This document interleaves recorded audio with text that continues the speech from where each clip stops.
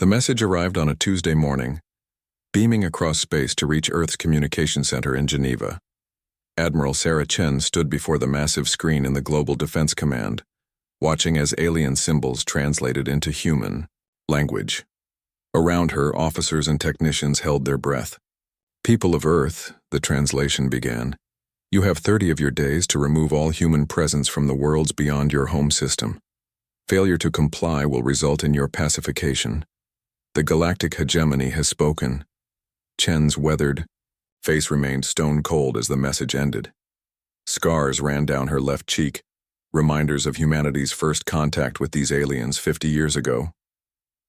That meeting had not gone well. The aliens had taken human diplomats as slaves and declared humanity too primitive to deserve respect. "Admiral?"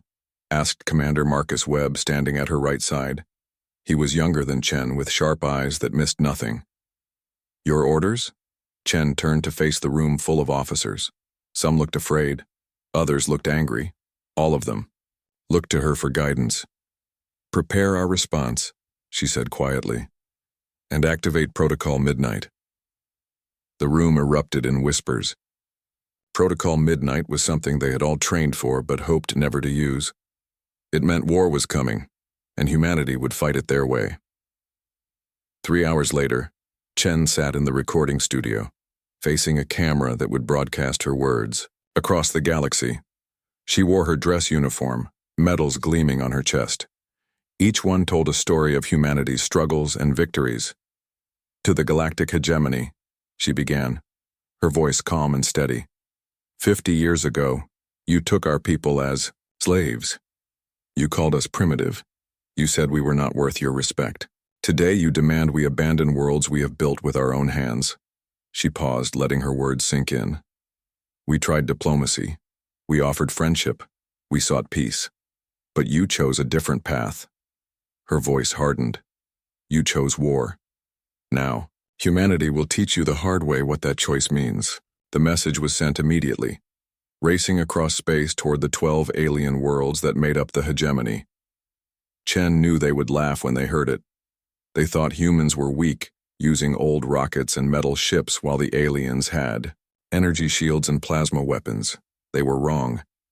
Deep in the asteroid belt, hidden bases came alive with activity. For 50 years, humanity had been preparing.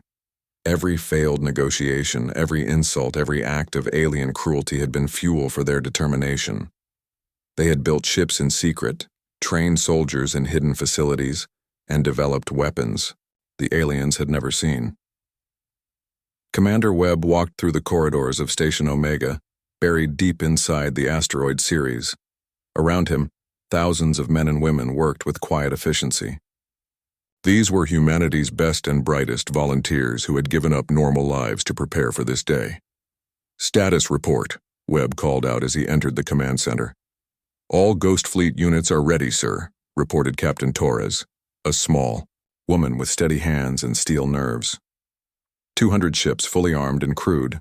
They're waiting for your signal." Webb nodded. The Ghost Fleet was humanity's secret weapon, ships built inside hollowed asteroids, powered by fusion reactors, armed with weapons that could crack planets. The aliens thought humans were still using chemical rockets. They had no idea what was really waiting for them. On the alien homeworld of Zethkara, Admiral Zethkar read the human response with amusement. The tall, blue-skinned alien had fought many wars for the hegemony. Humans, he thought, were like children playing with toys. "Foolish creatures," he said to his aide, a smaller alien with 6 arms and compound eyes. "They think their metal ships can fight our plasma fleets. Should we prepare the pacification force?" the aide asked. "A small one," Zethkar replied. "This will not take long." He was confident in his assessment. The hegemony had conquered dozens of worlds. Their ships moved faster than light. Their weapons could destroy cities in seconds, and their shields could stop any attack. Humans still used solid projectiles and nuclear weapons. It would be a massacre.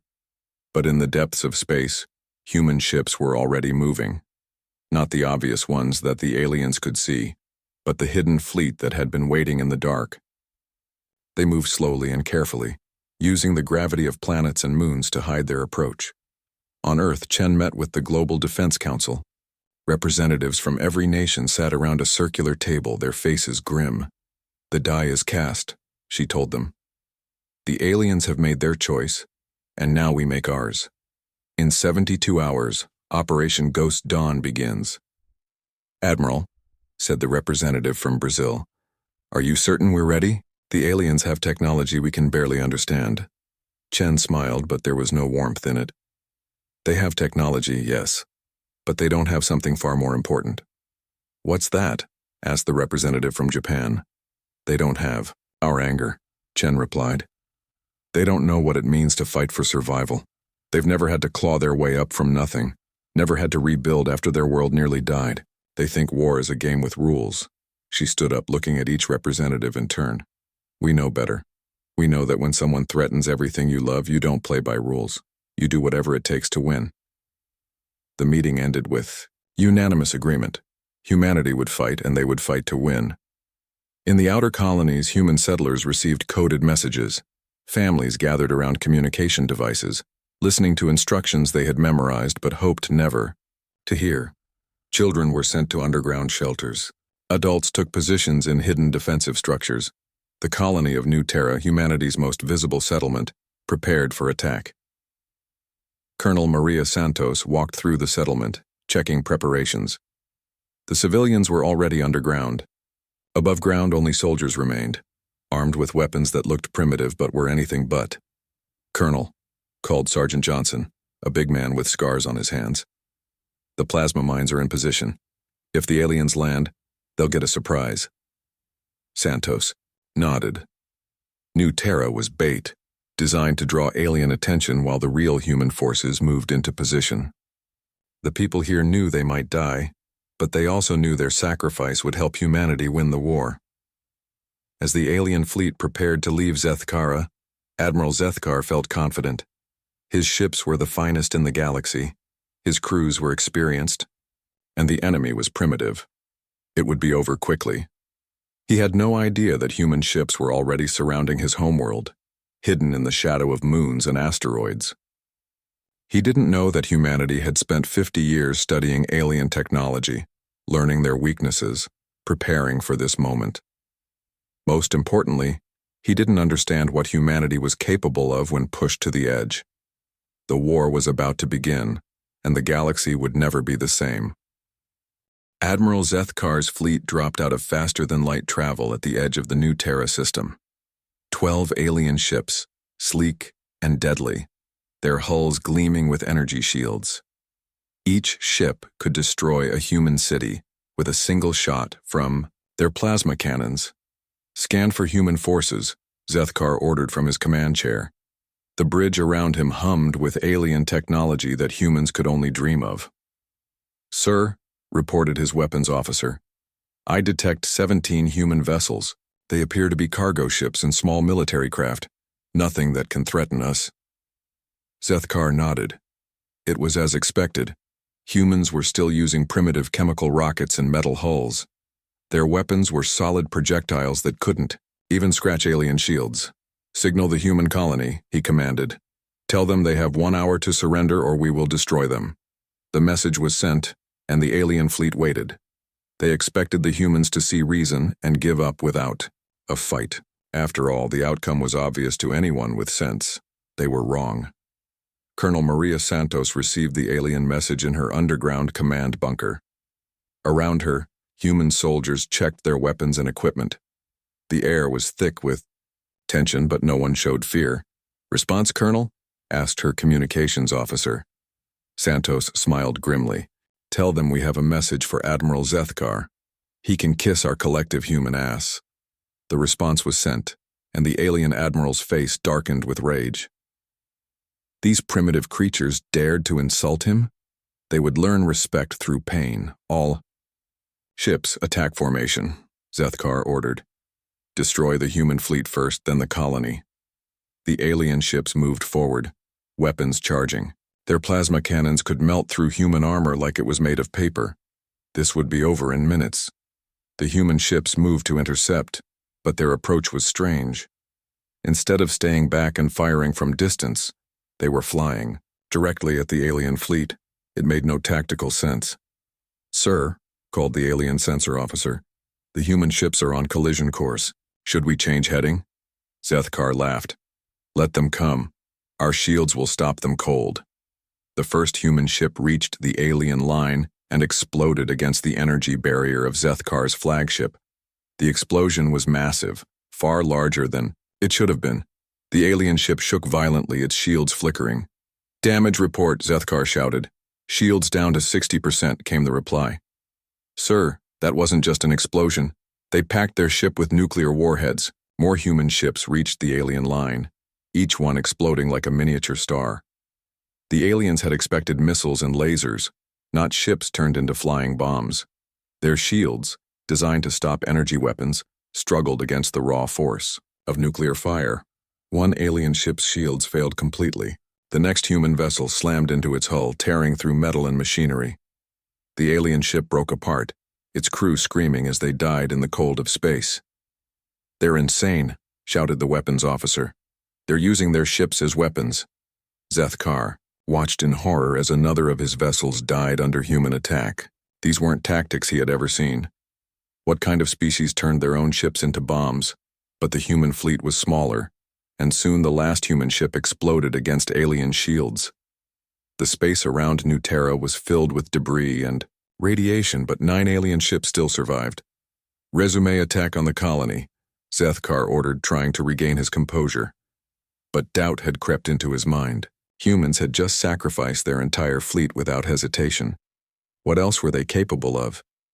The alien ships moved toward the planet's surface, preparing to land troops and capture the settlement. Their scanners showed human defensive positions around the colony, but nothing that seemed dangerous. The first alien transport touched down in a field outside New Terra. Troops in powered armor began filing out, their plasma rifles ready to kill any human who resisted. They expected quick victory against primitive weapons. The field exploded. Sergeant Johnson watched through his scope as alien soldiers flew through the air, their armor torn apart by the blast.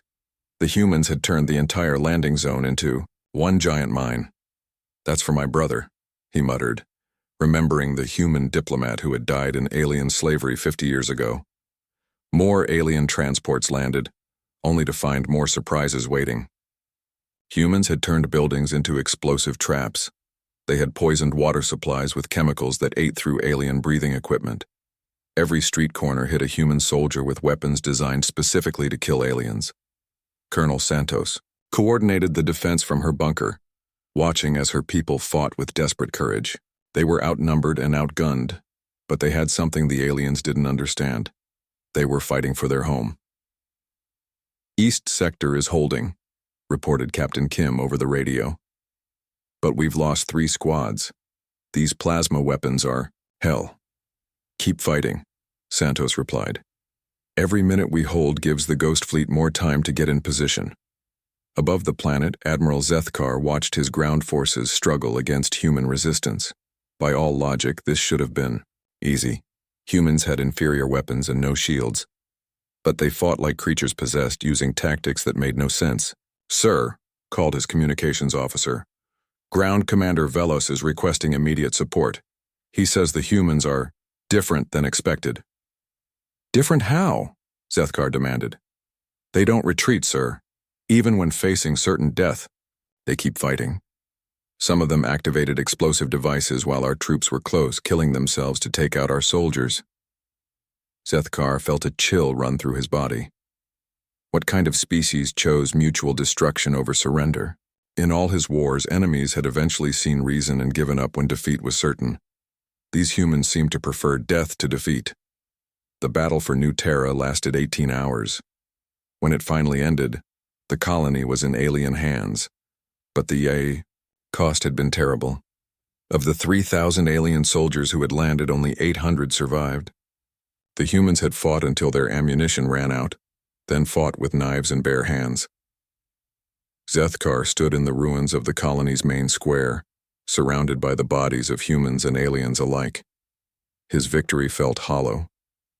He had expected to lose perhaps 50 soldiers, not more than 2,000. "Send a message to the High Council," he told his aide. "New Terra has been captured. but casualties were higher than anticipated. What should we tell them about human capabilities? The aide asked. Zethkar looked around at the devastation. Human civilians had turned their own homes into weapons. Children had died fighting alongside adults. It was madness, but effective madness. Tell them the humans are more dangerous than our intelligence suggested, he said quietly. They fight without regard for their own survival. They use tactics we have never encountered. As his message traveled back to the hegemony homeworld, Zethkar didn't know that human ships were already moving through space toward alien colonies. The Battle of New Terra had been a distraction, designed to make the aliens think they understood human capabilities. They understood nothing. In the asteroid belt, Commander Webb received confirmation that the aliens had taken the bait. New Terra had fallen just as planned. The brave souls who had died there had bought humanity precious time. All Ghost Fleet units, he broadcast. Operation Reaper begins now. Across 12 star systems, human ships that had hidden in darkness for decades began to move. The aliens thought they were fighting primitives with chemical rockets. They were about to learn the truth. The attack came without warning. Admiral Zethkar was reviewing casualty reports from New Terra when alarms began screaming throughout his flagship. Red lights flashed across the bridge as his crew scrambled to their stations. "Report!" he shouted, over the noise. "Sir, we're detecting massive energy signatures throughout the system," called his sensor officer, all 6 of his arms working frantically at his controls. Multiple contacts approaching from all directions. "Human ships?" Zethkar asked, though he already knew the answer. "Yes, sir, but these aren't the same ships we fought before. These are much larger, much more advanced." On the main screen, shapes emerged from the darkness of space. Ships that had been hiding in the shadow of asteroids and moons, invisible to alien sensors. But these weren't the crude metal vessels the hegemony expected. These ships were sleek predators, bristling with weapons that glowed with deadly energy. "How many?" Zethkar whispered. 47 ships, sir. All larger than our vessels." The alien admiral felt his blood run cold. Where had these ships come from? Human technology was supposed to be primitive, decades behind alien science. Commander E. Webb stood on the bridge of the Vengeance, humanity's newest battleship. Around him, human crew members worked with deadly precision. They had trained for this moment their entire lives. "All ships, this is Ghost Leader," Webb broadcast to the human fleet. "Weapons free. Show them what humanity is really capable of." The human ships opened fire. But instead of the chemical rockets and nuclear warheads the aliens expected, beams of pure energy lanced out from human weapons. The aliens watched in shock as their shields, designed to stop plasma and energy attacks, were pierced like tissue paper. "Impossible!" Zethkar screamed as his flagship shuddered under human fire. "How do they have antimatter weapons?" His weapons officer turned to him with terror in his compound eyes. "Sir, they're not just using our technology, they've improved it. These weapons are more powerful than anything in our fleet." The first alien ship died in a burst of white light, its hull vaporized by concentrated antimatter. The second followed moments later. Human ships moved through space like deadly dancers, their weapons finding targets with impossible accuracy. "Return fire," Zethkar ordered, but his remaining ships were already trying. Plasma bolts streaked toward the human fleet, only to splash harmlessly against energy shields that flickered with stolen alien technology. On the bridge of the Vengeance, Captain Torres smiled grimly as alien weapons failed to penetrate their defenses. 50 years of studying their technology, she said to Webb. "We learned everything they know, then made it better." The battle was over in 30 minutes. Of Zethkar's 12 ships, only his flagship survived, and that only because Webb wanted prisoners to question. The alien admiral found himself surrounded by human boarding parties, soldiers in powered armor that looked disturbingly familiar. "That's our armor design," Zethkar whispered as human soldiers marched him to their ship. "How did you get our technology?" The human sergeant smiled behind his helmet. We've been taking it from you for decades. Every time one of your ships had an accident near human space, we were there to salvage what remained. Zethkar realized the horrible truth. The missing ships, the unexplained losses the hegemony had suffered over the years.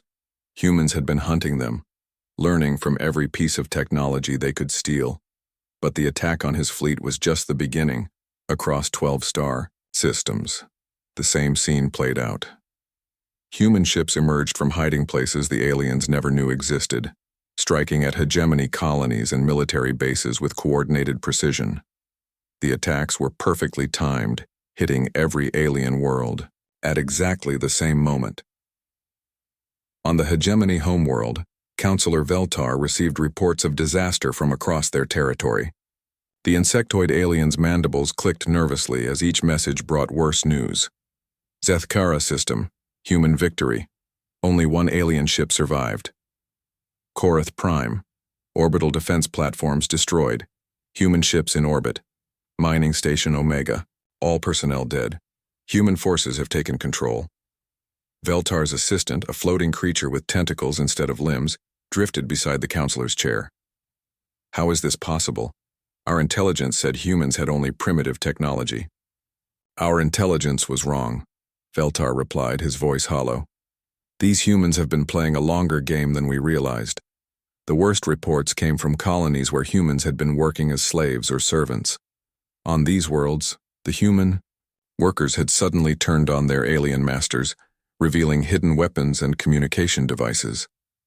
They had been spies all along, gathering information and waiting for this moment. On Velkari 2, a mining world where humans had labored in the deep tunnels for 30 years, the uprising was swift and brutal. Human workers emerged from the mines with weapons made from stolen alien technology and intimate knowledge of every defensive system on the planet. The alien overseer, Grak Thul, found himself face to face with a human he had known for years. The man had worked quietly in the mines, never causing trouble, always following orders. James, Grak Thul said, using the human name. What is the meaning of this? The human smiled, but it was not a friendly expression. My name isn't James, it's Captain David Park, Terran Intelligence. I've been watching you for 12 years, learning everything about your defenses. Grak Thul's 4 eyes widened in shock. You're a spy? We all are, Park replied. Every human worker on this world.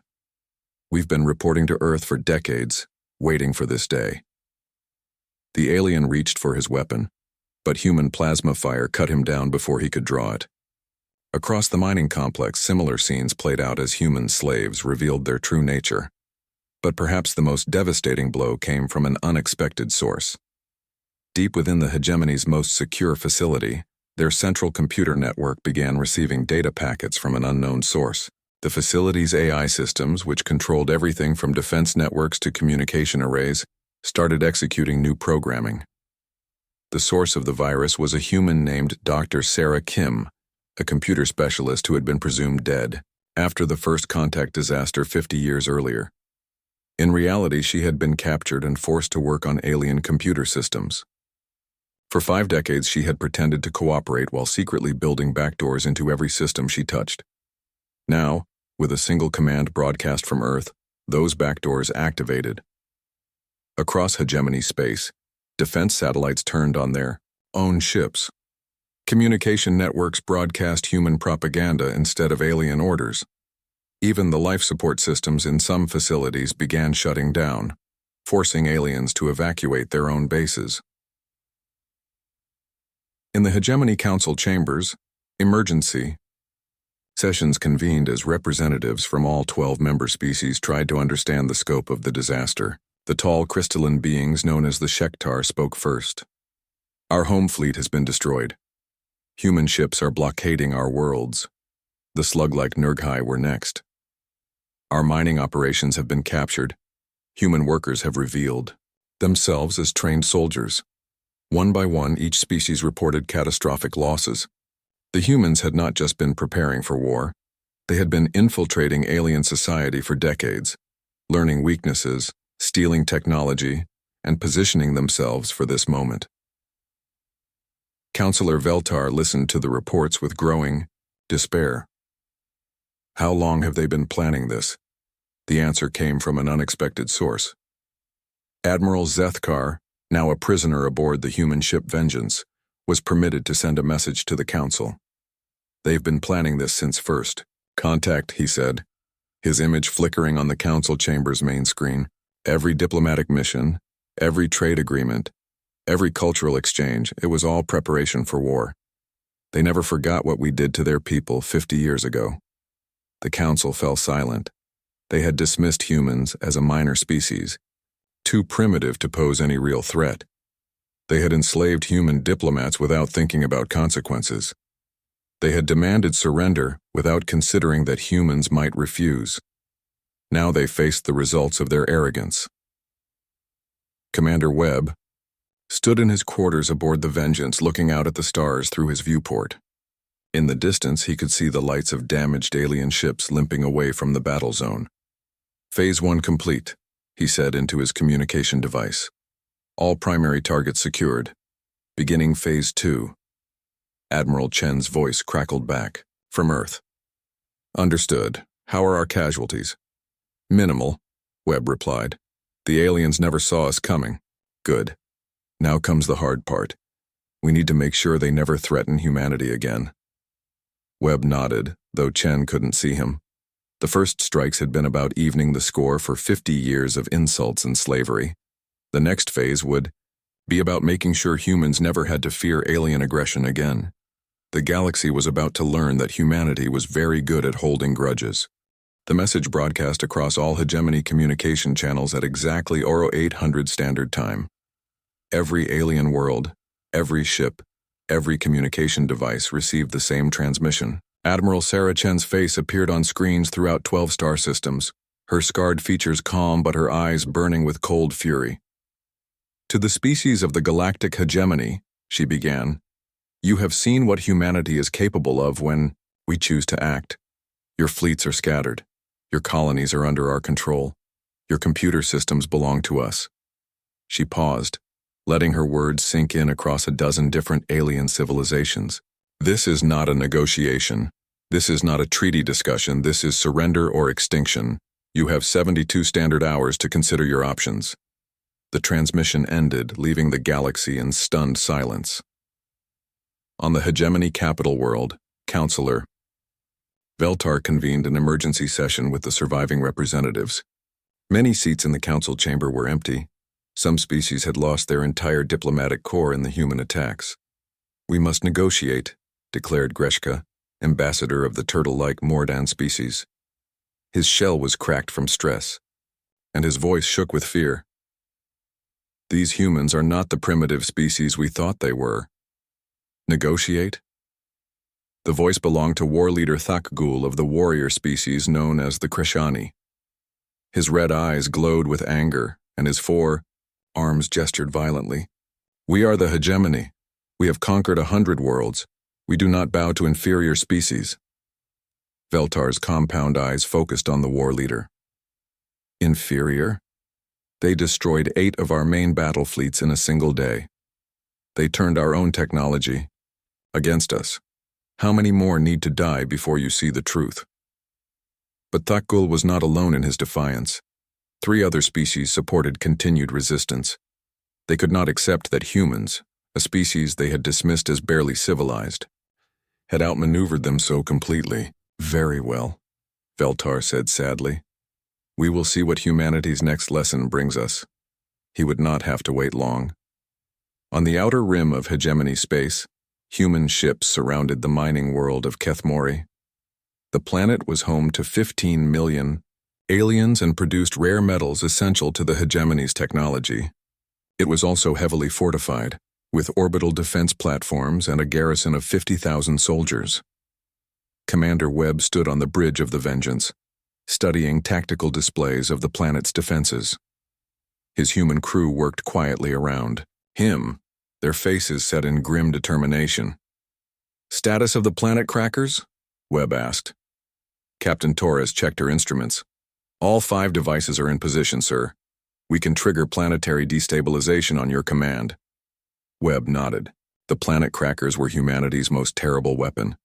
devices that could destabilize a world's core, turning an entire planet into broken rock and debris. The aliens had no defense against them because they had never imagined anyone would build such weapons. Open a channel to the planet's surface, Webb ordered. The face of General Kolash, the Krishani military commander of Kethmori, appeared on the screen. The alien's red skin was flushed with anger, and his forearms gestured threateningly. "Human scum," Kolash snarled. "You think your primitive ships can take this world? We have defenses that will crush you." Webb's expression remained calm. "General, I'm going to give you one chance to surrender. Evacuate your forces and civilian population. You have 6 hours." "Never," Kolash shouted. "We will fight to the last warrior. The hegemony does not yield to inferior species." "I was afraid you'd say that," Webb replied, and closed the channel.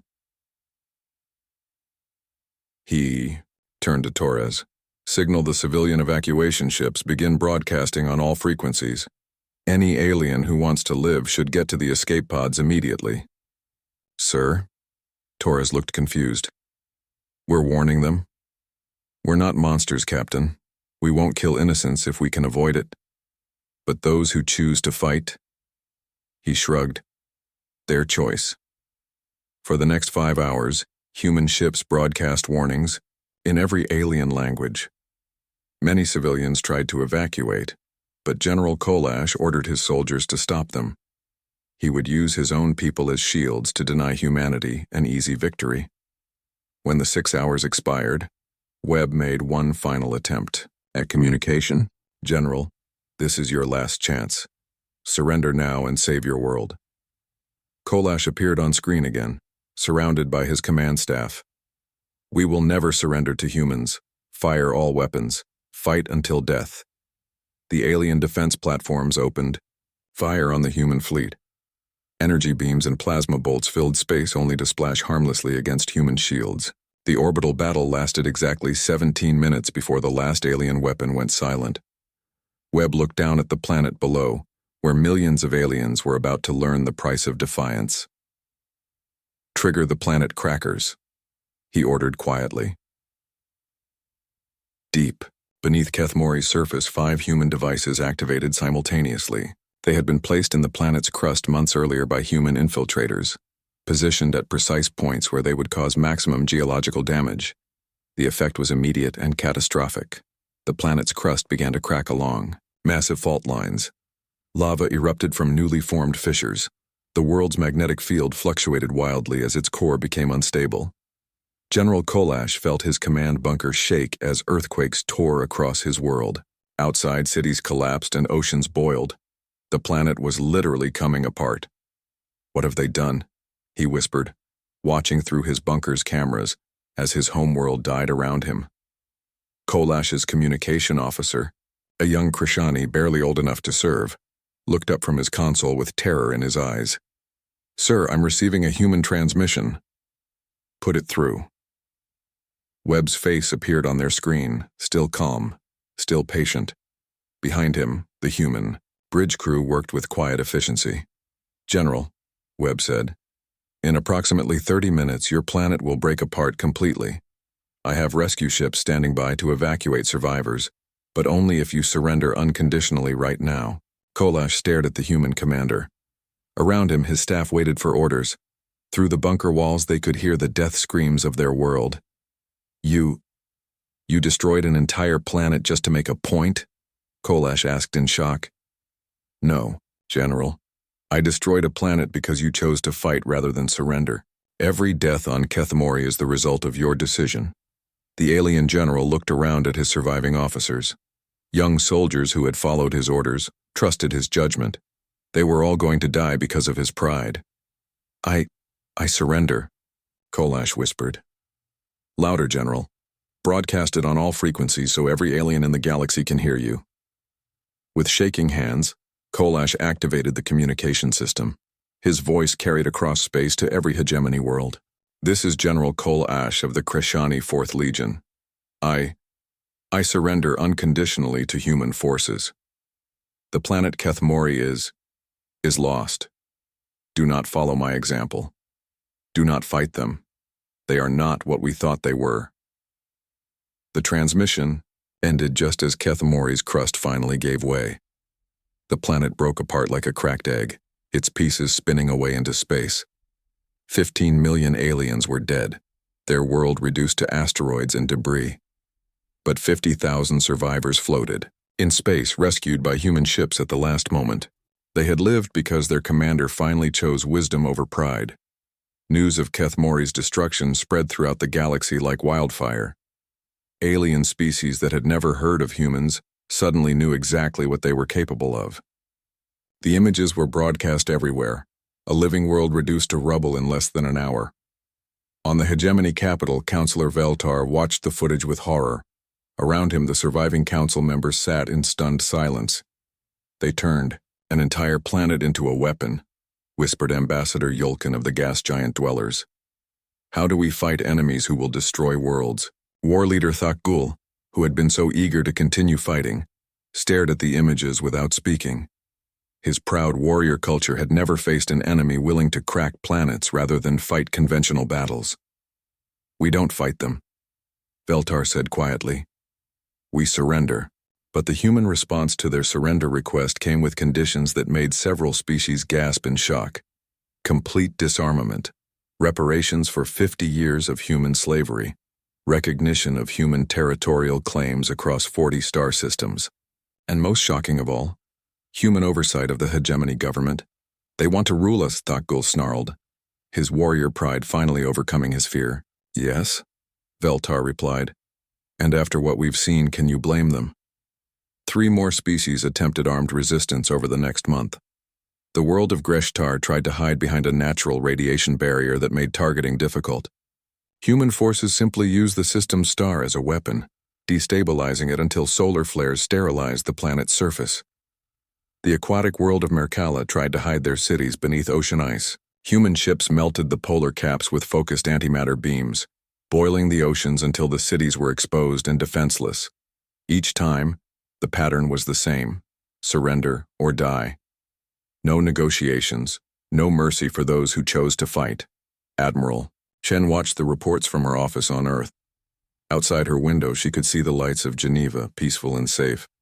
But her thoughts were on the aliens who continued to resist, despite the hopelessness of their situation. Do you think we're going too far?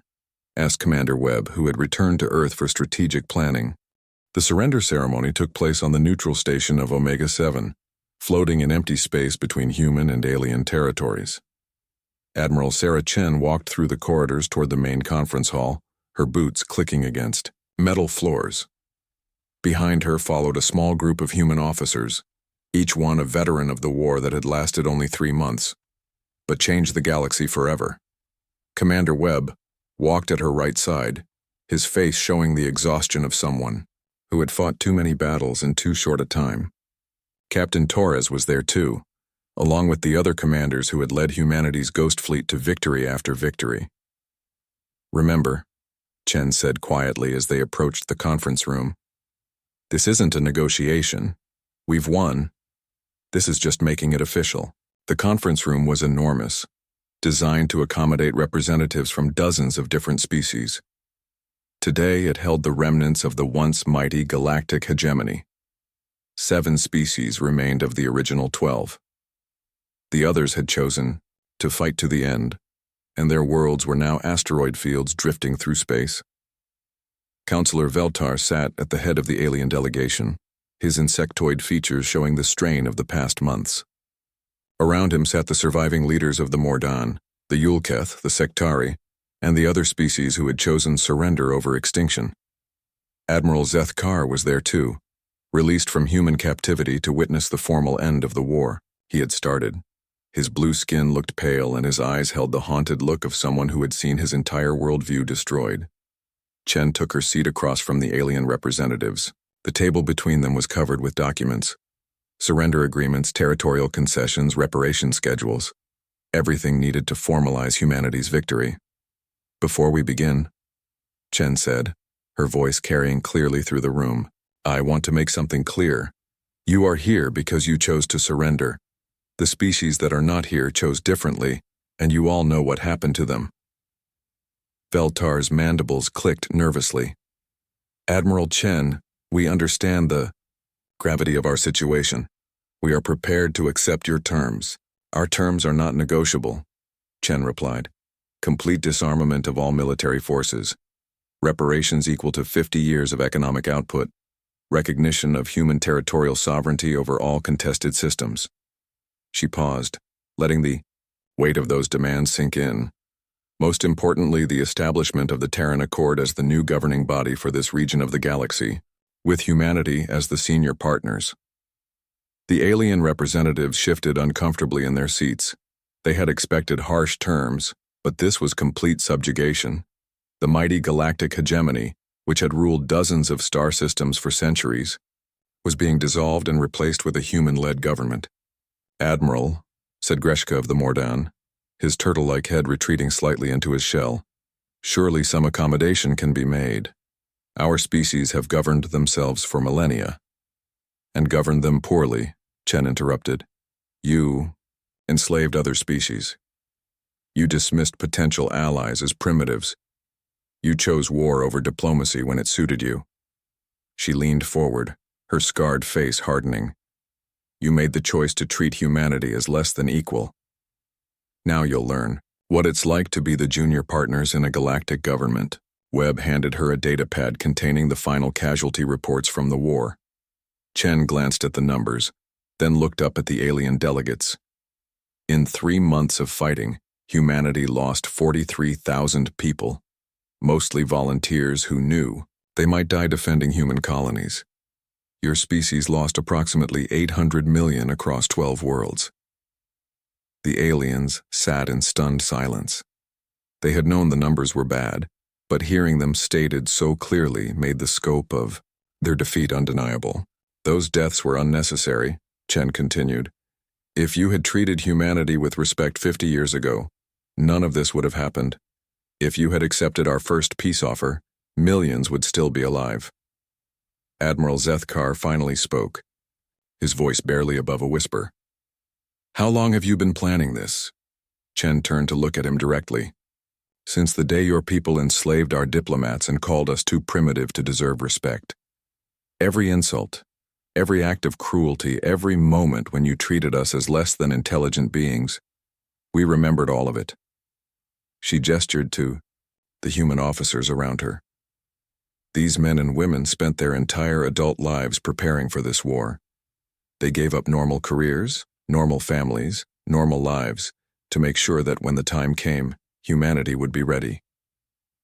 But the technology, Zethkar pressed, your ships, your weapons, where did they come from? Webb answered this time, his voice cold with satisfaction. Every time one of your ships had an accident near human space, we salvaged it. Every human who worked in your facilities was actually an intelligence officer, studying your systems. Every trade agreement included technology transfers that we immediately reverse-engineered and improved. Captain Torres smiled grimly. Did you really think we were just janitors and cargo handlers? Every human in hegemony space was reporting back to Earth, gathering information, waiting for this day. The revelation hit the aliens like a physical blow. For decades, they had been surrounded by human spies without knowing it. Their most secure facilities had been compromised from the inside. Their technology had been stolen piece by piece over 50 years. We trusted you, Veltar said, his voice filled with betrayal. You enslaved us, Chen replied. Trust was never part of our relationship. The formal signing took 2 hours, document after document, each one transferring power and authority from the former hegemony to the new Terran Accord. When it was finished, humanity controlled 47 star systems and ruled over 6 different alien species. As the alien delegates prepared to leave, Chen stood and addressed them one final time. The war is over, but your real test begins now. Some of you are going to spend the next few decades plotting revenge, dreaming of the day when you can overthrow human rule and restore your former power. She looked directly at each alien representative. Don't. We've demonstrated what happens to species that choose conflict over cooperation. The Terran Accord will be fair, but firm. Follow our laws. Contribute to galactic prosperity and you'll find us reasonable partners. Choose rebellion. She didn't finish the sentence. She didn't need to. Everyone in the room had seen the images of worlds cracking apart under human weapons. After the aliens left, Chen remained in the conference room with her senior officers.